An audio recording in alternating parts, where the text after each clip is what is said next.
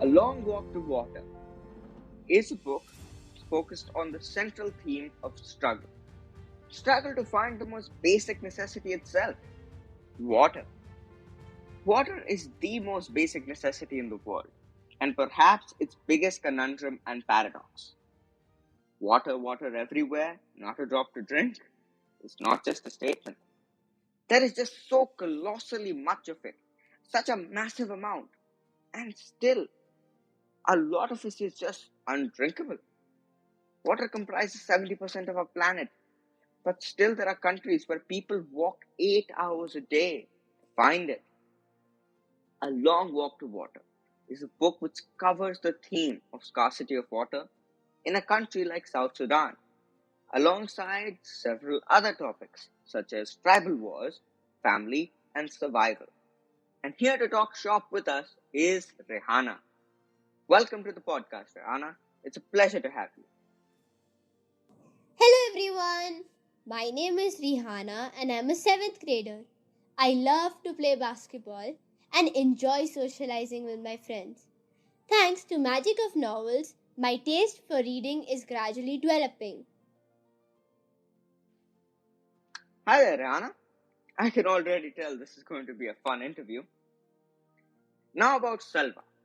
I found him capable, resilient, and endearing. At no point did I feel he gave up, and in the end, he brought himself and so many other people a far better life. So, what did you think of Salva's character? Salva is a very strong and mature character. The improvements that I saw in their childhood was that Nya didn't have to go all the way to another city to get clean water, as Salva had made a well for clean water in South Sudan. That he definitely is. Now, both Salva's and Nia's childhoods were not ideal.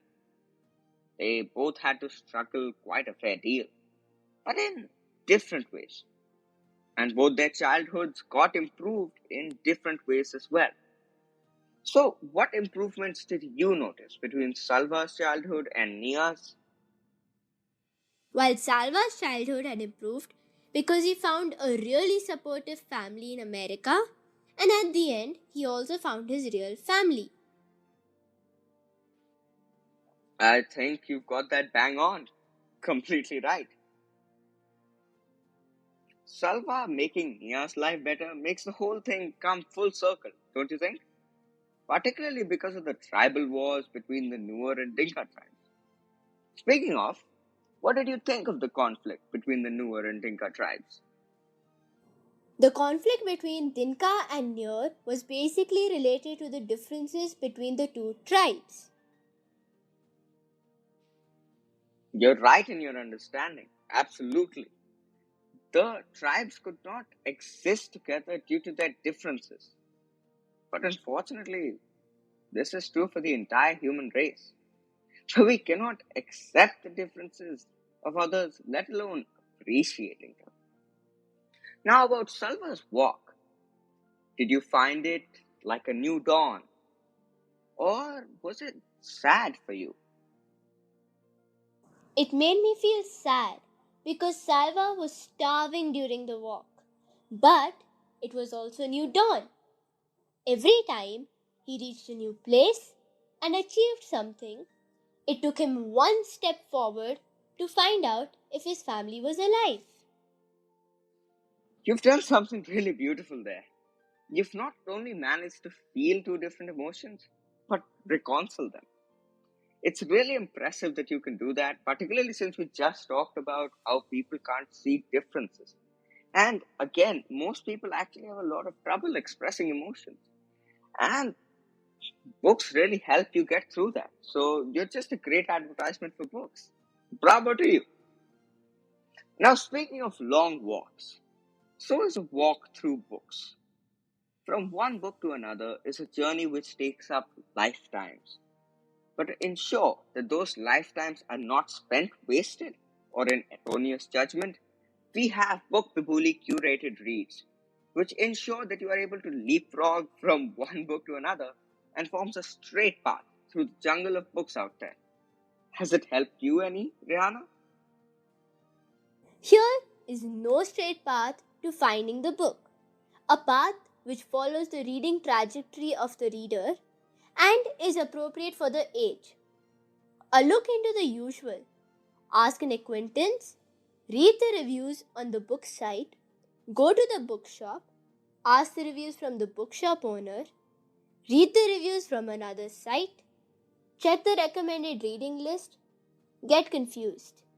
Flip a coin, heads, peer over the shoulder of the kid, tails, pause till we get lucky. Or get book guidance by Bookbibuli. You put that ever so much elegantly, better, and funnier than I ever could have. So, thank you. You're the best advertisement we could hope for. Now, what was the most inspiring part of Salva's journey for you? The most inspiring part of Salva's journey was when he lost his best friend and uncle but didn't give up. He kept reminding himself that his uncle and best friend would want to see him make it back to South Sudan. He does have that never say die attitude about him, doesn't he? But there are parts of the book where he does seem nearly beaten, just hanging off of the edge. And in those moments, all you want to do is cheer him up. Which part of the book made you feel like doing that? I felt to cheer for Salva when he gave up while walking through the desert because that was the only part where it felt like he will not be able to continue the walk. Yes, that part of the book does seem to, tear into your heart. But he makes it out, ever wiser for it. So it all works out for the better. But there is a question which I've been thinking about for so long, and I just can't figure it out. I wonder if you can help me with this. Okay, what do you think is the long walk to water? What is the title referring to? The title, Long Walk to Water, is basically a part of Nya's story because she has to go far away to bring clean water for her family. Ah, okay. You've saved me a lot of sleepless nights. So thank you for that and for appearing on the podcast. It's been a pleasure to have you. Bye bye. A Long Walk to Water is a story filled with heart and human courage and imagination. It tells the real life story of Salva, a young boy from South Sudan who undergoes severe and several hardships throughout his life, losing and gaining things as he goes through it.